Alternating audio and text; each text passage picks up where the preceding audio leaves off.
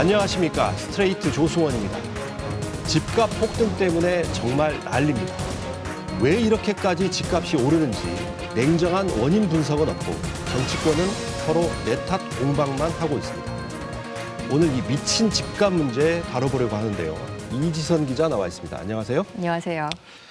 단도직입적으로 제가 한번 물어볼게요. 집값 폭등 대체 누구 책임입니까? 네, 이 사태의 주범은 따로 있었습니다. 잠시 뒤에 집값 폭등의 진짜 원인을 파헤쳐서 공개해드리겠습니다. 먼저 최근 논란이 된 고위공직자 다주택 보유 얘기부터 보시겠습니다. 김조원 청와대 민정수석, 감사원 고위직을 지낸 행정고시 출신입니다. 서울 강남과 송파에 아파트 한 채씩 두 채를 갖고 있습니다. 먼저 도곡동 한신아파트 101제곱미터. 현재 시세는 15억 원으로 3년 만에 6억 원 넘게 올랐습니다. 실제 15억짜리는 거의 오르기 전 적당히 지금 거기 같은 경우는 17억 5천 돼요. 여기가 다 올릴 것 같아요. 배우자 명의의 잠실 갤러리아 팰리스 157제곱미터. 시세는 17억 7,500만 원으로 3년 전보다 5억 원 넘게 올랐습니다. 김조원 수석은 3년 만에 아파트 두 채로 11억 원을 앉아서 벌었습니다. 여현호 청와대 국정홍보비서관, 한겨레신문 기자 출신입니다. 서울 마포와 경기도 과천에 아파트 두 채를 갖고 있습니다. 배우자 명의로 된 공덕 삼성아파트 112제곱미터. 3년 만에 6억 원 가까이 올라 12억 3천만 원이 됐습니다. 과천 주공 7단지 재건축이 진행 중인데 분양권은 20억 원의 매물이 나왔습니다. 3년 만에 2배 뛰었습니다. 앉아서 16억 원을 벌었습니다. 청와대 비서관급 이상 64명 가운데 다주택자는 18명, 28%입니다. 특히 수도권에만 두 채 이상 가진 참모는 8명. 이 8명의 시세 차익은 3년 사이 58억 원으로 한 명당 평균 7억 3천만 원씩 번 셈입니다. 노영민 대통령 비서실장은 이달 말까지 한 채만 남기고 모두 처분하라고 통보했습니다. 이제 닷새 남았습니다. 장관들도 비슷합니다. 교수 출신인 이정옥 여성가족부 장관, 양천구 목동의 한 채, 대전 유성구의 대형 고급 아파트 한 채를 갖고 있습니다. 목동 아파트는 2017년 12월에 전세를 끼고 샀습니다. 8억 7천만 원을 주고 샀는데 이중 전세가가 7억 5천만 원. 자기 돈은 1억 원 남짓밖에 안 들었습니다. 전형적인 갭 투자입니다. 이때는 정부가 투기와의 전쟁을 선포한 뒤 4개월밖에 안 됐을 때입니다. 갭 투자라고 하는 게 집을 거주 공간으로 보는 것이 아니라 투기 수단으로 보는 요즘 신종 수법 같은 겁니다. 지금처럼 자유롭게 그렇게 하실 수는 없을 거고요. 앞에서는 장관이 갭 투자를 잡겠다고 했는데 정작 갭 투자한 사람이 다른 장관이 된 겁니다. 거주한 적이 없어서 동호수도 제대로 답하지 못했습니다. 살려고 했던 그 아파트 동호수를 말씀해 보세요. 동호수. 그 동호수를 말씀 못 하시네요. 이정옥 장관은 청문회를 통과하면 목동 아파트를 처분하겠다고 약속했습니다. 2주택 장관들 그 전에 많은 분들이 한 주택을 다 처분하도록 했습니다. 처분하시겠습니까? 예, 처분하겠습니다. 예. 하지만 스트레이트 취재 결과 1년이 지났는데도 여전히 그대로 갖고 있는 것으로 확인됐습니다. 그 사이 집값은 12억 9천만 원이 됐습니다. 2년 반 만에 4억 2천만 원을 앉아서 챙긴 겁니다. 이정옥 장관은 대신 대전 집을 팔려고 내놨다고 밝혔습니다. 정부가 투기와 전쟁을 선포한 상황에서 갭 투자한 사람이 장관이 됐습니다. 이래서야 집값 잡겠다는 정부 말이 먹힐지 모르겠습니다. 그런데 국회의원 중에서도 집 여러 채 가진 사람들이 많잖아요. 네, 여야가 서로 상대당이 더 다주택자가 많다고 비난하는가 하면요. 미래통합당은 집을 팔라는 청와대의 지시가 반헌법적이다라고 비난하기도 했습니다. 경실련 발표에 따르면 다주택자는 민주당이 43명, 미래통합당이 41명으로 민주당 소속 의원이 조금 더 많습니다. 하지만 의원 수 대비 다주택자 비율을 보면요. 미래통합당이 약 40%로 민주당의 2배 가까이 되고요. 또 1인당 부동산 재산 가액도 미래통합당이 2배입니다. 국회는 법을 만드는 곳이잖아요. 네. 그런데 국회의원 중에 다주택자가 저렇게 많으면 집값 잡는 법 만들 수 있겠습니까? 그래서 스트레이트가 추적했습니다. 앞에서는 집값 잡아야 한다고 외치면서 뒤로는 집으로 재산 불리고 있는 얌체 같은 국회의원들을 고발합니다. 2019년 3월 최정호 국토교통부 장관 후보자 인사청문회. 미래통합당 박덕흠 의원이 공격수로 나섰습니다. 국토부 관료 출신인 최 후보자가 수도권 투기 지역에 집을 3채나 갖고 있다는 사실이 드러났습니다. 후보자가 가지고 있는 분당 아파트 이게 3채를 이렇게 가지고 계신데 모두 투기 관련 지역입니다. 최 후보자는 장관에 지명되기 직전 분당 아파트를 딸에게 증여했습니다. 다주택 보유를 숨기려고 팔지 않고 꼼수를 부렸다는 비판도 나왔습니다. 다주택자 상태에서 주택 정책을 담당하는 국토부 장관 후보자로 지명되는 것이 바람직하지 않다고 느껴서 분당 아파트를 증여했다고 이야기를 하셨죠? 네, 맞습니다. 결국 논란 끝에 최정호 후보자는 잦은 사퇴했습니다. 장관 후보자를 낙마시킨 박덕흠 의원. 그런데 정작 박 의원 본인은 집을 4채나 갖고 있는 다주택자입니다. 2채는 강남 한복판에 있는 초고가 아파트입니다. 강남구 삼성동 아이파크 268제곱미터. 현재 시세가 무려 91억 원입니다. 송파구 잠실동 아시아 선수촌 아파트 213제곱미터. 시세 34억 원입니다.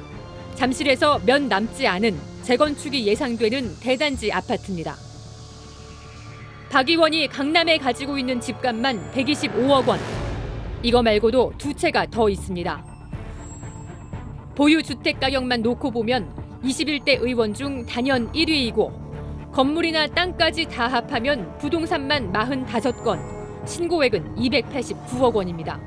신고가액은 공시지가 기준이라 실제 부동산 재산은 이것보다 훨씬 큽니다. 그런데 박덕흠 의원은 국회 국토교통위원입니다. 수백억대 부동산을 갖고 있는 사람이 부동산 입법을 맡고 있는 겁니다. 박 의원이 국토위를 맡은 건 19대, 20대에 이어 3번째입니다. 그는 정부의 부동산 정책을 강도 높게 비난하는가 하면 부동산 정책에 실패한 문재인 좌파 정권이 또다시 카드로 꺼내든 이번 대책 또한 대출을 옥죄고 세금 폭탄을 때리는 녹슨 칼뿐입니다. 미래통합당 부동산 공약도 직접 발표했습니다. 분양가 상한제 폐지, 급격한 공시가격 상승을 막아서 세금 폭탄을 제거하겠습니다. 각종 규제 지역 해제 조건 완화를 하겠습니다. 이 공약들을 보면 하나같이 집값과 관련된 규제를 푸는 정책들입니다. 서울과 수도권 투기 지역에 집을 2채나 갖고 있으면서 정작 자기 지역구에는 집이 없는 얌체 국회의원들도 있습니다. 먼저 송원석 의원, 지역구는 경북 김천입니다. 김천의 미래, 김천의 발전, 우리 자식들이 살아갈 고향 김천의 장기적인 발전을 위해서 믿고 한 번만 이번에 확실하게 지지를 해주신다면 제가 최선을 다해서. 그런데 김천에는 집 한 채 없습니다. 대신 강남과 과천에 아파트 2채를 갖고 있습니다. 23억 원짜리 대치동 미도 아파트와 13억 원짜리 과천 주공 8단지입니다. 다주택자인 송 의원도 국회 국토위 소속입니다. 이현승 의원, 부산 진구 을에서만 3선을 했습니다.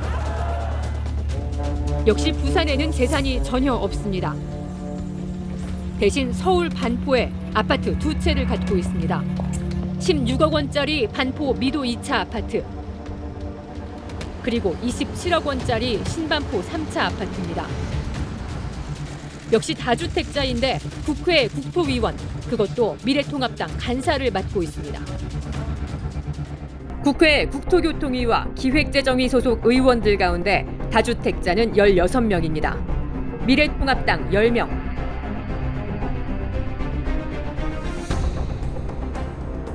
더불어민주당 6명입니다. 다주택자가 집값 잡는 법을 만들려고 할까 의심받을 수밖에 없습니다. 고양이한테 생선을 맡긴 꼴이 아닌가 싶습니다. 자, 그런데 여기까지는 맛보기였고요. 이제부터는 본격적으로 집값 폭등 주범이 누군지 따져보도록 하겠습니다.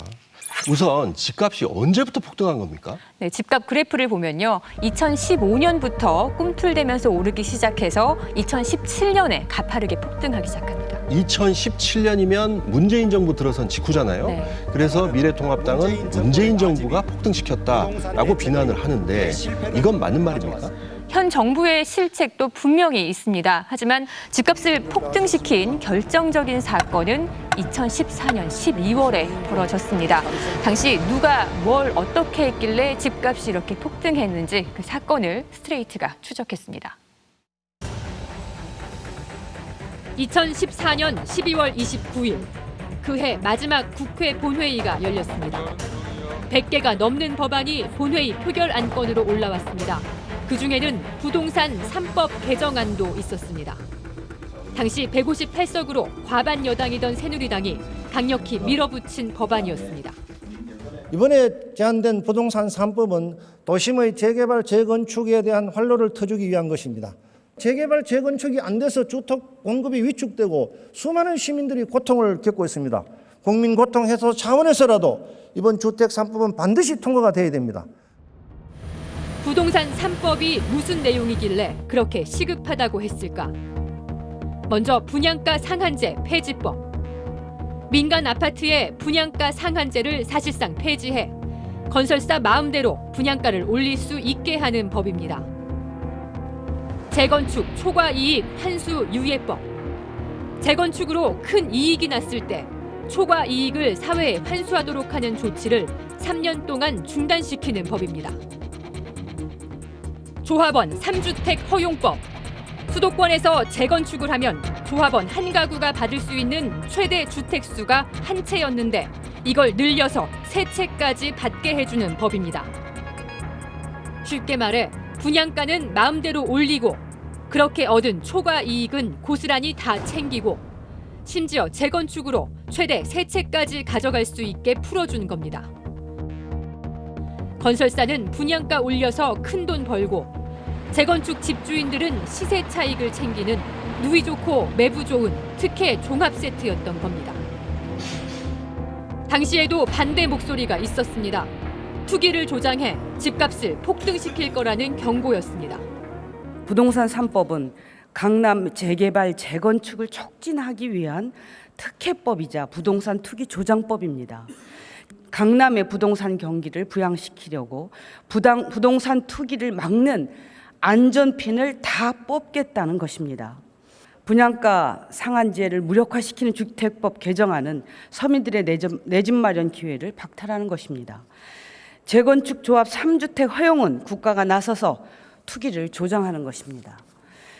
분양가 상한제는 건설사들의 폭리를 제어하고 소비자를 보호하고자 도입된 것입니다. 무주택 서민들의 내 집 마련의 꿈은 그만큼 더욱 멀어지게 될 수밖에 없을 것입니다. 이런 점들을 감안해서 부동산 3법 모두 부결시켜 주실 것을 호소. 그러나 과반 여당이던 새누리당이 당론으로 밀어붙였습니다. 새정치민주연합도 법 개정에 합의해줬습니다. 결국 부동산 3법은 압도적 찬성으로 가결됐습니다. 법안이 통과된 뒤 무슨 일이 벌어졌을까? 강남 3구발 집값 폭등이 시작됐습니다. 2014년 말 강남 서초 송파, 이른바 강남 3구에서는 여러 대단지 아파트들이 재건축을 추진하고 있었습니다. 이 재건축 조합들이 강력히 요구한 게 바로 부동산 3법 통과였습니다. 국회에서 법이 통과된 직후 2015년 송파 가락시형 아파트 재건축을 시작으로 강남 개포 주공 아파트, 서초 신반포 아파트, 무지개 아파트 등이 잇따라 재건축에 들어갔습니다. 집값은 어떻게 됐을까? 가락 시형 아파트. 부동산 3법이 통과되기 직전인 2014년 시가총액은 4조 원이었습니다. 그런데 부동산 3법 통과와 함께 폭등하더니 1년도 지나지 않아 6조 8천억 원, 70%가 올랐습니다. 이후에도 매년 2조 원씩 급등해 2018년 말에는 13조 원을 넘어섰습니다. 4년 만에 3배가 된 겁니다. 강남 3구 곳곳의 재건축 단지들이 대부분 이런 식으로 올랐습니다. 주변 아파트들 시세까지 덩달아 함께 폭등했습니다. 결국 부동산 3법은 강남 재건축 맞춤형 특혜 법안으로 드러났습니다. 그 결과는 참혹한 집값 폭등이었습니다. 지금 집값 폭등의 시작점은 바로 2014년 12월 29일 국회 본회의장이었던 겁니다.